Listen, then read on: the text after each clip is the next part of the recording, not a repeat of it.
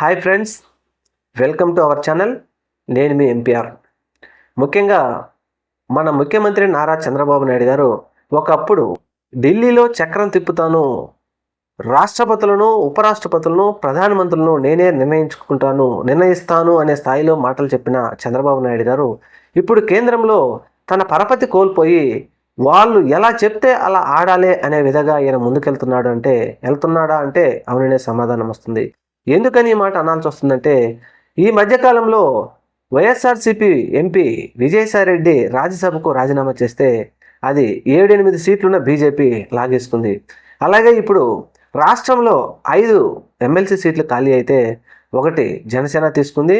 7-8 assembly స్థానాలు ఉన్నటువంటి BJP కూడా మాకు 1 కావాలని పట్టుబట్టి, అలాగే తెలుగుదేశం పార్టీకి వ్యతిరేకమైనటువంటి సోము వీర్రాజుకే ఆ ఎమ్మెల్సీ పదవి ఇచ్చిందంటే చంద్రబాబు నాయుడు గారి భవిష్యత్తు, ఆయన జుట్టు మోడీ గారి చేతిలో ఉందని పెద్ద ఎత్తున ఇప్పుడు మేధావులు, విశ్లేషకులు చెప్తా ఉన్నారు.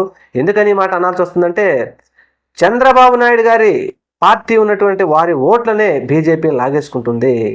మనం చూసాం, బీజేపీ ఎక్కడైతే ఒక కూటమితో పొత్తు పెట్టుకొని ఆ రాష్ట్రంలో ఎదగాలని ప్రయత్నిస్తుంది అంటే, ఆ ఎదిగే సమయంలో వారి పొత్తు ధర్మాన్ని వదిలేసి యువతల పార్టీ వాళ్ళు లాగేసుకుని ఆ పార్టీని నాశనం చేసే విధంగానే ముందుకెళ్తుంది. కాబట్టి చంద్రబాబు నాయుడు గారికి ఇది ముమ్మాటికి నష్టమే అని చెప్తా ఉన్నారు. మరి తన కుమారుడి రాజకీయ భవిష్యత్తును కూడా వదిలేసి చంద్రబాబు నాయుడు గారు ఎందుకు ఇలా ముందుకెళ్తున్నారు అంటే దీనికి అనేక కారణాలు చెప్తా ఉన్నారు.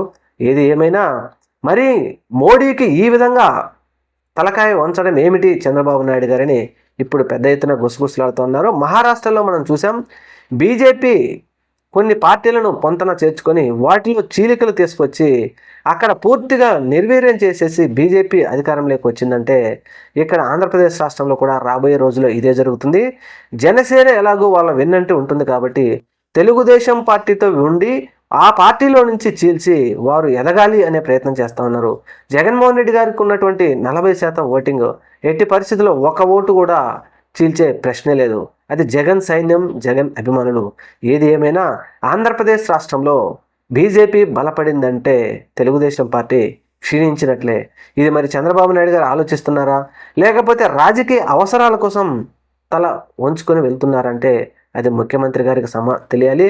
ఏది ఏమైనా ఉత్తరాది రాష్ట్రాలతో పాటు మోడీ గారు కూడా ఆంధ్రప్రదేశ్ రాష్ట్ర ముఖ్యమంత్రి జుట్టు తన చేతిలో పెట్టుకున్నారు. రాబోయే రోజుల్లో మరి ఇది ఎంత దూరం వెళ్తుందో చూద్దాం. Thank you. మన ఛానల్ని తప్పకుండా సబ్స్క్రైబ్ చేయండి. నమస్తే.